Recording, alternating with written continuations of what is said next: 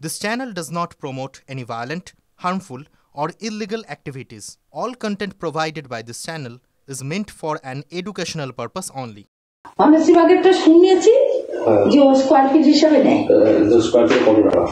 150 টাকা করে নেয় স্কয়ার ফিট। 150 টাকা স্কয়ার ফিট? হ্যাঁ। ও 150 টাকা স্কয়ার ফিট আমরা যা স্কয়ার ফিট আছে হ্যাঁ ওইটা বাঁচবে না, আমি সেটাও বলছি না, আমি সে কথা বলছি না। ও অত আমাকে দরকার নেই, আমাকে 80 টাকা করে দিলেই আমার হয়ে যায়। 80 টাকা করে? কত 80 টাকা? আমাকে 80 টাকা করে দিলেই আমার হয়ে যায়। ও অনেকটা করে নিচ্ছে, ও আবার এটা হচ্ছে আবার সিন্ডিকেট করে দিয়েছে না, সিন্ডিকেটের থেকে আবার কিছু নেই। 1 লাখ টাকা ওকে দিয়ে তাহলে আমার হয়ে যায়। 1 লাখ টাকা দিয়ে তোমরা কাজ করো। বিরোধী দলনেতা যে টুইট করেছেন তাতে যে ভিডিওটা রয়েছে যে একজন কাউন্সিলর কোনো কিছু বলছেন, তো যে অংশটা দেখা গেছে, তো আমাদের প্রথম দেখতে হবে ভিডিওটা ঠিক না ভিডিওটা ফেক। যদি ভিডিওটা ঠিক হয় তাহলে বিষয়টা নিশ্চিতভাবে গুরুতর। কাউন্সিলর কোন প্রসঙ্গে এই কথাগুলি বলেছেন, কেন এই কথাগুলো, এই শব্দগুলো উচ্চারিত হলো, এগুলো নিশ্চয়ই দল তার কাছে জানতে চাইবে। আর এগুলো যদি অভিযোগ যদি ঠিক হয় তাহলে নিশ্চিতভাবে তার বিরুদ্ধে কড়া ব্যবস্থা নেওয়া প্রয়োজন। কারণ এই ধরনের কিছু কাজকর্মের জন্য গোটা পার্টিকে বিড়ম্বনায় পড়তে হয়। তৃণমূল কংগ্রেস এসব বরদাস্ত করে না। প্রথমে দেখতে হবে এটা ঠিক না ভুল।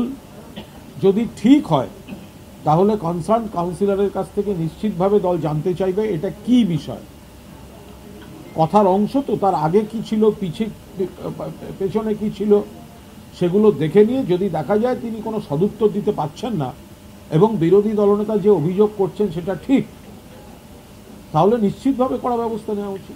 মনেও নেই কি হয়েছিল, কি বলেছিল, কারণ আমি টাকা চাইনি, এটা আমার স্পষ্ট মনে আছে, কারণ আমি টাকার লোভী নই। 1 লাখ টাকা ওকে দিয়ে তাহলে 1 লাখ টাকা তোমরা কাজ করো। আমি টাকার লোভী নই। কেউ যদি মনে করে আমি টাকার লোভী, সে তাহলে আমাকে ভুল বুঝেছে বা ভুল বলেছে, তাদের কাছে ভুল বার্তা গেছে।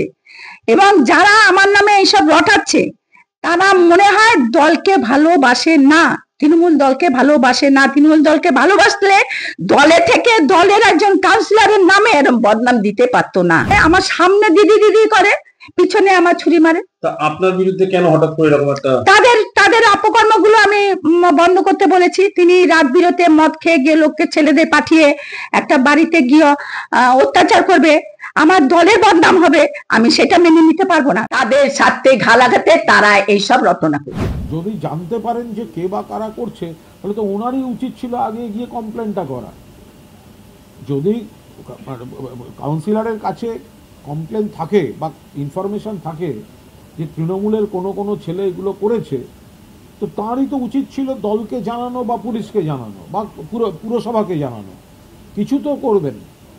এখন এটা পুরো যদি ভিডিও ভুল হয় তাহলে তিনি শুভেন্দু অধিকারীর বিরুদ্ধে আমরা কেন উত্তর দেবো?